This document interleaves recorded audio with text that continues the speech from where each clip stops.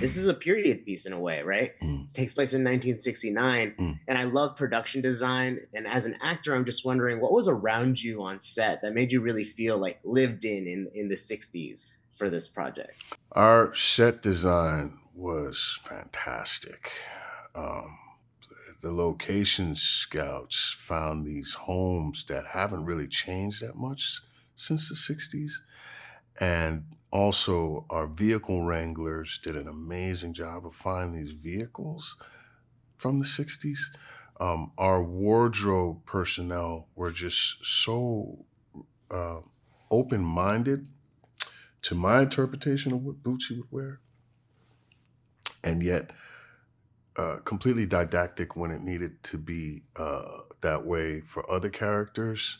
And our makeup and hair people were just just flawless. Like the look was so professionally crafted, and it's just a seamless transition from the time we're living in to that time when you watch it. It's like you get pulled right into it. And being there on set, it was so easy to feel like, oh, I'm here. Like it wasn't until I would go home at night that I would snap out of it. And be, oh, here's a car from, 2024. Okay, I remember where I'm at now. But while you're there, you feel like you're in that time period. Obviously, both of your characters have a very different but complicated relationship with Hampton as a father. And I was just curious in real life, your relationships with David, and I open this to both of you. How did you guys get along and kind of really help build that rapport so that your characters would work on screen?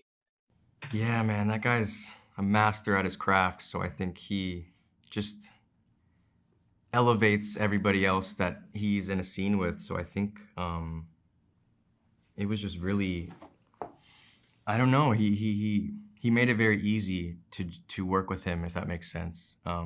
Because I know like he's done lots of work, and I think when you're in this industry a lot and you kind of, when you step on the set, it's like it's your set, like it's his set, you know what I mean? So it's like, and he did not make anybody feel like that.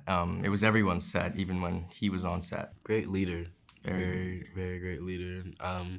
And just, he has a crazy work ethic, and it just inspires everyone else to just come up and be on their game every time we step on to set. And yeah, and even when considering the family dynamic, like he was a huge part of us building that, and he would lead a lot of those things, and we would just like fall right into line. So it was great. One of my favorite scenes is when he gets thrust upon a film set on A Long Road Home.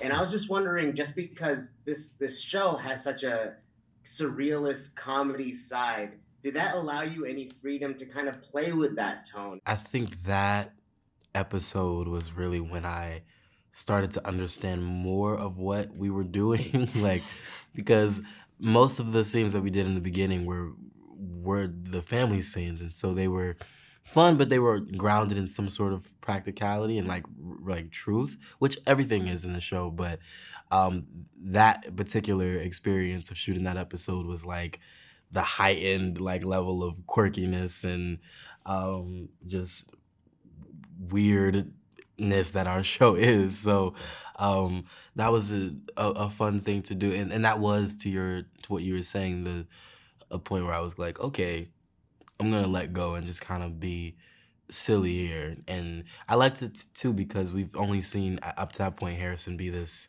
sort of stone-faced, sort of hardened person, but we get to see him sort of fan out and be kooky and weird just like everyone else. It's cool. Bootsy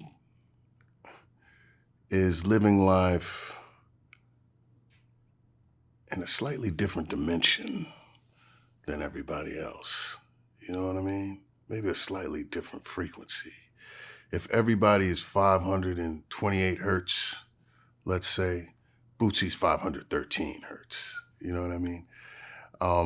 It's an effect of him being a combat veteran who's, perpetrated acts of violence on other human beings, who's been wounded himself, and also a person who, as a black man living in America during that time period, understands that there's a huge swath of the country that he was born into that marginalizes him in their minds, if not legislatively. And so there's a lot of angst and atmospheric pain that he has chosen to let pass through him and not rest in him.